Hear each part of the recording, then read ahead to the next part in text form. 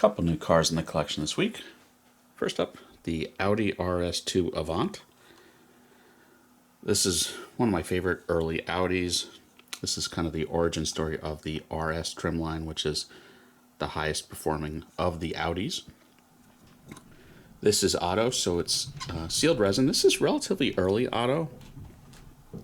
I think they're numbered in sequence, and this is like one of the first 100 models they commissioned. What's neat about the RS2 is it had a lot of help from Porsche. Back in the early 90s, Porsche was not doing so well. So it had a couple collaborations. There was the Mercedes-Benz 500e and the 500, basically the same car. And this, Porsche was struggling. This was before the Boxster and the Cayenne kind of saved Porsche a few years later. So they kind of needed all the help they could get. And so when manufacturers like Audi threw money at them for these kind of specialty models, it really did save the day. So this has basically 964 wheels, 964 Porsche 911 mirrors. They breathed on the suspension. The brakes are straight out of a 911. They breathed on the engine a little bit. 2.2 liter turbo 5-cylinder, 310 horsepower or so, which was a good amount for back then. You can make out the two-tone interior, manual transmission only, which is a neat way to have a station wagon. So yeah, really neat piece, really neat car. We did not get these in North America, but thanks to the 25-year rule, they started trickling in. I think these were made only in 94, 95. Doug DeMuro famously had one not too long ago in this color. This is the signature color. Car number 994 out of 2250. Retail would have been like $59 when this was first released, but they became rare. You will find these for about $300 on eBay now. They're also made by Ellis Collectibles, I think, makes this too.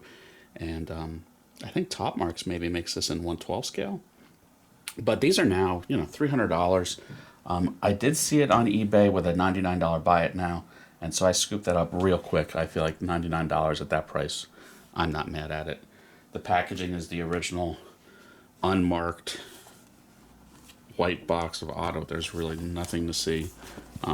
It's just marked underneath an 02091. I think that was the 91st auto model release. So pretty early on. I think we're up to like 500 now.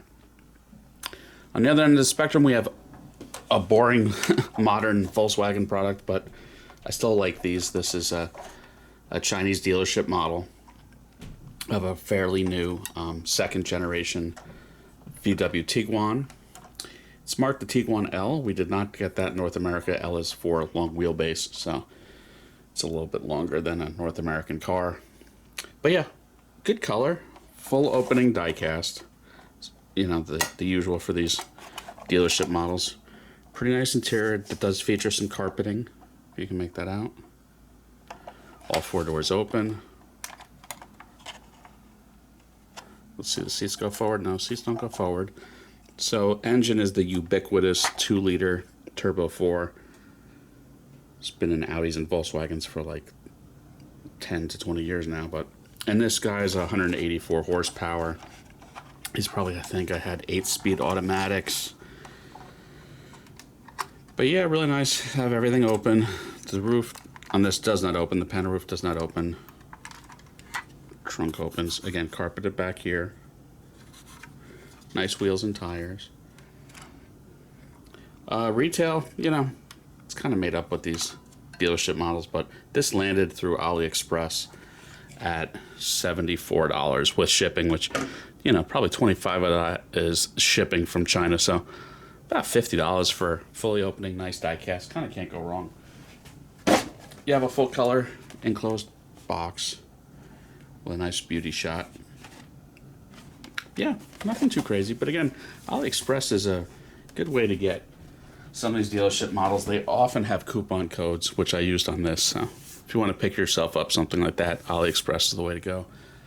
Although they are not a channel sponsor, but just saying. So yeah, that's it for this week.